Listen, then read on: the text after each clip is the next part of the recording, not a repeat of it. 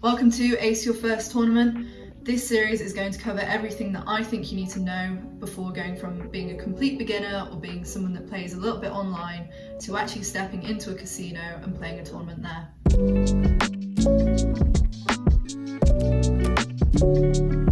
In poker, there's sort of two formats to the type of game you can play.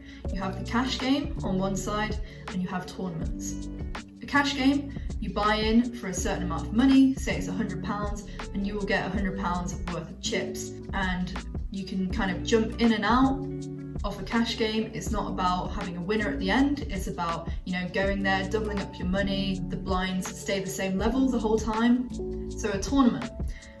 A tournament is a structure where you buy in for a certain amount, everyone buys in the same, so let's say it's £50 and you all get the same amount of chips to start off with. So let's say that's 50k. So you put your £50 in and you get 50k worth of chips. You can't withdraw it and go and cash in your leftover chips at any point. A tournament is all about getting to the min cash, which is normally about 1 to 2 times your buy-in, and then you go down and you get to a final table and eventually you get a winner. Now this winner can be winning anything from kind of 10 to 20 to 30 times the buy-in. So there's a huge kind of prize pot there for the winner of the night. Depending on the tournament you play, the blinds will increase around every 10 to 30 minutes. So it's normally 15 minutes. You will start with about 250 big blinds, but that will quickly go down. So I'm going to talk about what I think you need to know before you go and play a tournament.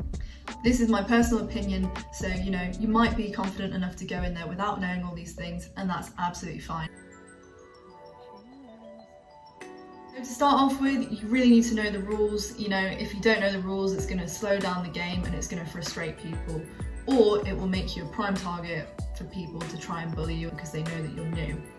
So I'm not going to cover the rules in this series because there's so much content out there that will do a much better job than me. So go and look up the rules before you watch the rest of my series. You need to know the hierarchy of hands, you need to know about betting, pre-flop, on the flop, turn and river, all of that stuff. Go and check that out. Next up, pre-flop strategy. In every hand you will play pre-flop strategy. You won't play flop, turn and river strategy, so it's really important that you've got like a basic strategy that you can build on. You don't need to know everything, but have that good base level. Know why poker players talk about their stack sizes in terms of big blinds, because you play a different strategy at different stack sizes. And I'm not saying you need to know the strategy for every single stack size, but it is important to know the difference between having a huge stack with 100 to 200 big blinds and how to play a small stack with 10 big blinds. The next thing is position. It's important to have an idea of what it means depending on where you're sat on the table and where the blinds are. Because you open a much smaller range, so a small amount of hands, when you're under the gun, which is first to act, than you would if you're on the big blind. Have an idea of this for when you start playing, because you don't want to be opening up every single hand in a certain place that you wouldn't be in another. There's also a difference between being in position and being out of position. Being out of position means you act first.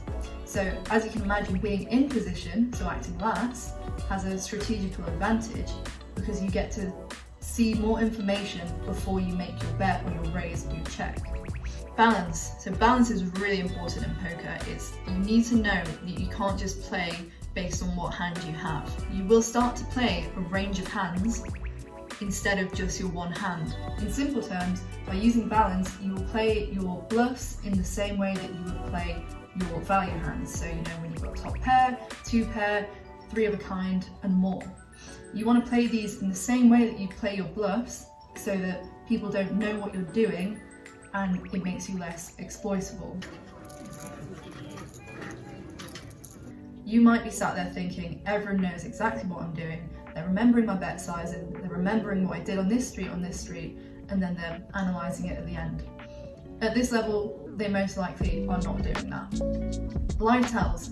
So live tells do come into poker, of course, but at this level, I would say, put that last behind everything. Use all of the other information that you're getting before you start relying on live tells, because you might just end up being wrong and start bringing that into your game later.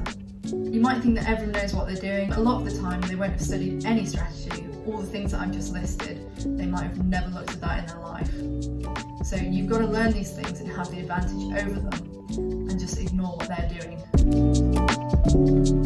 So before you go to your tournament, watch all of my videos, watch more videos, watch some live poker. Play a little bit online, so you can play cash online, there's no commitment there. You can play little tournaments online that are kind of £1, £2 buy-ins. So get some experience playing online before you go to a casino. Study openings and theory, so study all the things I've just talked about.